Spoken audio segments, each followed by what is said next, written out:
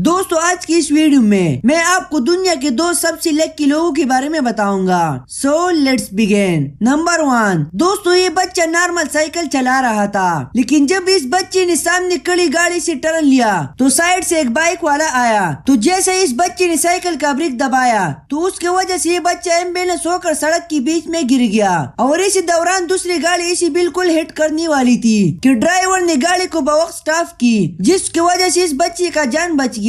یہ لڑکا سچ میں بہت لکی ہے. نمبر 2. دوستو ہیلمٹ سیفٹی کے لیے بہت ضروری ہے، کیونکہ یہ ہماری باڈی کی کنٹرولنگ سسٹم یعنی برین کو پروٹیکٹ کرتی ہے. دوستو یہ جو بائک والا آپ دیکھ رہے ہیں یہ نارمل ہی بائک چلا رہا تھا کہ سامنے سے رانگ سائڈ پر دوسرا بائک والا آیا. تو جیسا اس بائک والے نے بریک دبایا تو اس کی بائک ایمبولینس ہو کر سڑک کے بیچ میں گر گئی، اور اسی دوران پیچھے سے ایک ٹرک والا آیا اور پیچھے والے ٹائر نے اس کا سر ہٹ کیا، لیکن